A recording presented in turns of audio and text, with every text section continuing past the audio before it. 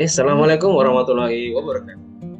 Selamat pagi, salam sejahtera bagi kita semua. Semoga selalu diberi kesehatan dan kelancaran dalam segala aktivitas. Oke, pada kesempatan kali ini kami ingin membawakan suatu materi, itu materi mengenai pasar persaingan sempurna. Namun sebelum itu kami di sini ingin memperkenalkan diri terlebih dahulu sebagai kelompok 2, yang mana anggotanya ada 6 orang, yaitu Putri Wijayanti, Syafira Nurfadila, Pramida Tiara Isnaini, Arya Lista Noviana Suci Ramadhani, dan Rosa Nur Maslahak. Lalu yang terakhir adalah saya, Muhammad Fatur Rahman. Oke.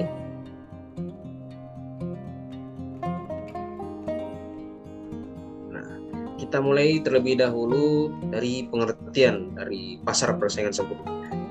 Pengertiannya adalah pasar persaingan sempurna atau perfectly competitive market adalah suatu pasar di mana terdapat banyak sekali pembeli dan penjual, sehingga pengaruh masing-masing dari pembeli dan penjual tadi terhadap harga pasar dapat diabaikan karena sedemikian kecilnya. Nah, artinya baik pembeli maupun penjual itu tidak memiliki pengaruh yang cukup signifikan gitu, dikarenakan tadi penjual dan pembelinya itu banyak, sehingga pengaruh dari masing-masing kedua belah pihak ini sama rata gitu.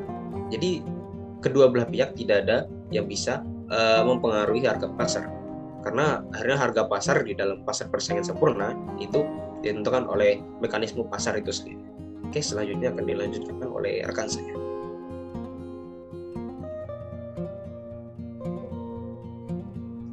Nah, di sini kita juga menjelaskan dari ciri-ciri pasar persaingan sempurna. Yang pertama yaitu banyak pembeli atau perusahaan dalam pasar. Karena jumlah perusahaan sangat banyak dan relatif kecil jika dibandingkan dengan jumlah produksi dalam industri tersebut, menyebabkan kenaikan atau penurunan harga. Sedikitpun tidak mempengaruhi harga yang berlaku dalam pasar tersebut. Yang kedua yaitu penjual dan pembeli tidak mampu menentukan harga. Hal tersebut karena banyaknya perusahaan atau penjual dan pembeli yang terdapat dalam pasar, maka keduanya tidak dapat menentukan atau merubah harga tersebut. Harga barang di pasar ditentukan oleh interaksi di antara keseluruhan produsen dan keseluruhan pembeli. Yang ketiga, yaitu penjual atau perusahaan yang dapat dengan mudah masuk dan keluar pasar. Apabila ada produsen yang ingin melakukan kegiatan di suatu industri dalam struktur pasar persaingan sempurna, produsen dengan mudah melakukan kegiatan tersebut. Sebaliknya, jika penjual atau perusahaan mengalami kerugian, maka ia dengan mudah meninggalkan industri tersebut. Yang keempat, yaitu setiap produsen atau penjual menghasilkan atau menjual barang yang sama atau homogen. Barang yang dihasilkan berbagai perusahaan tersebut tidak mudah untuk dibeda-bedakan. Pembeli tidak dapat membedakan yang mana dihasilkan oleh produsen A dan produsen B. Oleh karena itu, promosi dengan iklan tidak akan memberikan pengaruh terhadap penjualan produk. Yang kelima, yaitu pembeli mempunyai pengetahuan yang sempurna tentang keadaan pasar. Pembeli mengetahui tingkat harga yang berlaku dan perubahan-perubahan ke atas harga tersebut, sehingga produsen tidak dapat menjual barangnya dengan harga yang lebih tinggi dan pada yang berlaku di pasaran.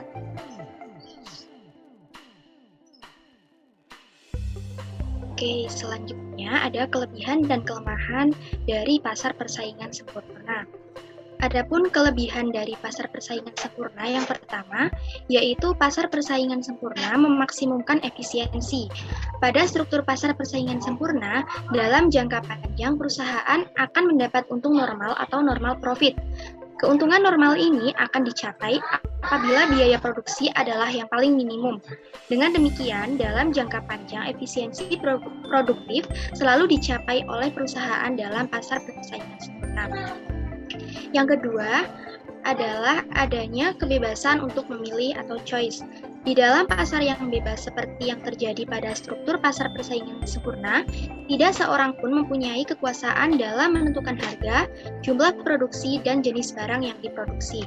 Begitu pula dalam menentukan bagaimana faktor-faktor produksi digunakan dalam masyarakat. Efisiensilah yang menjadi faktor yang menentukan pengalokasiannya. Dengan adanya kebebasan untuk memproduksi berbagai jenis barang, maka masyarakat juga dapat mempunyai pilihan yang lebih banyak terhadap barang-barang dan jasa-jasa yang diperlukan untuk memenuhi kebutuhannya. Masyarakat mempunyai kebebasan yang penuh atas pilihan yang akan dibuatnya dalam menggunakan faktor produksi yang mereka miliki. Selanjutnya, ada kelemahan pasar persaingan sempurna. Yang pertama, pasar persaingan sempurna tidak mendorong inovasi. Dalam pasar persaingan sempurna, teknologi dapat dicontoh dengan mudahnya oleh perusahaan lain, sehingga tidak ada intensif bagi perusahaan untuk mengembangkan teknologi dan teknik memproduksi yang baru. Yang kedua, pasar persaingan sempurna ada kalanya menimbulkan biaya sosial. Ditinjau dari sudut pandang perusahaan, penggunaan sumber daya mungkin sangat efisien, namun ditinjau dari sudut kepentingan masyarakat, ada kalanya merugikan. Contohnya, dengan adanya pencemaran dan sebagainya. Yang ketiga, membatasi pilihan konsumen. Karena barang yang dihasilkan perusahaan adalah sama atau homogen, konsumen mempunyai pilihan yang terbatas untuk menentukan barang yang akan dikonsumsi. Yang keempat, biaya dalam pasar persaingan sempurna mungkin lebih tinggi. Dikatakan biaya produksi dalam pasar persaingan sempurna adalah paling minimum. Namun, dapat saja ini tidak selalu benar karena mungkin saja perusahaan di struktur pasar lainnya dapat mengurangi biaya produksi sebagai akibat menikmati skala ekonomi, perkembangan teknologi, dan inovasi. Dan yang kelima, distribusi pendapatan tidak selalu rata. Pola permintaan akan menentukan bentuk pengalokasian sumber-sumber daya. Ini berarti distribusi pendapatan menentukan bagaimana bentuk dari penggunaan sumber daya yang efisien. Jika distribusi pendapatan tidak merata, maka penggunaan sumber daya yang dialokasikan secara efisien dapat saja akan lebih banyak digunakan untuk kepentingan golongan kaya. Selanjutnya, untuk materi selanjutnya akan disampaikan oleh rekan saya. Permasalahan yang pertama yaitu harga kedelai melonjak dan produsen tempe menjerit. Menteri Koordinator Perekonomian Hatta Rajasa menginstruksikan Menteri penambah stok kedelai untuk mengendalikan harganya yang terus melonjak. Di sisi lain, Menteri Pertanian dan Menteri Perdagangan juga diminta untuk mengawasi produksi serta harga kedelai. Menurut dia, harga kedelai di pasar dunia memang sedang meningkat. Ini seiring dengan kecenderungan peningkatan permintaan, salah satunya dari Cina. Produsen tahu dan tempe merespon kenaikan harga itu dengan melakukan aksi mogok kerja. Mereka menuntut pemerintah mengambil alih tata niaga kedelai agar membantu para pengrajin tahu dan tempe. Sementara itu, Dirjen Industri Kecil dan Menengah IKM Kementerian Perindustrian mengatakan importasi kedelai harus dilakukan dengan kontrak jangka panjang. Hal ini terkait ketidakpastian peningkatan produksi kedelai di dalam negeri yang salah satunya untuk industri tahu dan tempe. Kemenperin akan bernegosiasi agar kontrak dengan importir perusahaan kedelai seperti PT Gerbang Cahaya Utama bisa dilakukan dalam waktu yang lama dengan harga tertentu. Walaupun ada kenaikan harga produk tahu dan tempe akibat meningkatnya harga bahan baku kedelai, tidak akan menurunkan minat konsumen untuk membeli produk tersebut. Pasalnya, berapapun harga tahu dan tempe, konsumen pasti membelinya. Ketergantungan terhadap kedelai impor menyulitkan pengusaha karena ketika harganya melonjak tidak ada alternatif pilihan lain. Solusi permasalahan ini akan dijelaskan oleh rekan saya. Selanjutnya adalah mengenai solusi atas permasalahan harga kedelai pada produsen tahu dan tempe. Solusi yang pertama yaitu mengajak kerjasama dengan importir perusahaan kedelai. Yang kedua, solusi peningkatan produksi yang mana di sisi lain tidak bisa langsung diambil karena membutuhkan waktu panjang agar terrealisasi. Yang ketiga, melakukan impor kedelai dari luar negeri. Yang keempat, untuk jangka pendek, pemerintah menurunkan biaya masuk dari sebelumnya 5% menjadi 0% untuk kurun waktu hingga akhir tahun 2012. Tujuannya agar harga kedelai impor bisa diturunkan. Selain itu, solusi jangka pendeknya, pemerintah akan mendorong koperasi petani agar bisa melakukan impor kedelai langsung. Pemerintah harus mendorong dan membantu koperasi petani agar bisa impor langsung kedelai. Dan yang terakhir, untuk jangka panjang, pemerintah harus berupaya meningkatkan luas lahan kedelai serta meningkatkan kualitas dan pasokan bibit unggul khususnya bibit kedelai. Kementerian Pertanian juga akan meningkatkan para penyuluh agar dapat memberikan pembimbingan kepada petani.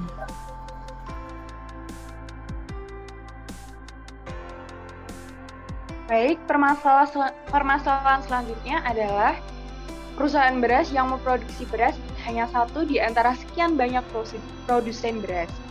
Nah, kontribusi perusahaan yang satu terhadap produksi beras secara keseluruhan hanyalah merupakan bagian kecil dari jumlah produksi yang sangat besar. Artinya, berapapun jumlah beras yang dapat diproduksi perusahaan, harga keseimbangan beras di pasar tidak akan sama. Nah, solusi untuk permasalahan ini adalah yang pertama menaikkan anggaran pada sektor pertanian, kemudian mengurangi renggang hasil antara produksi beras dan luas area sawah yang ada di Indonesia, kemudian melakukan ekstensifikasi atau perluasan lahan pertanian dengan melakukan kegiatan agroforestry. Oke, sekian presentasi dari kami. Mohon maaf bila ternyata ada kesalahan ataupun kekurangan dari materi ataupun penyampaian kami. Semoga materi tersebut dapat bermanfaat ya bagi kita semua. Mungkin saya cukupkan. Kami dari kelompok 2 mengucapkan terima kasih. Mohon maaf yang sebesar-besarnya atas berbagai kelalaian dan kesalahan kami. Sekian, saya tutup. Wassalamualaikum warahmatullahi wabarakatuh.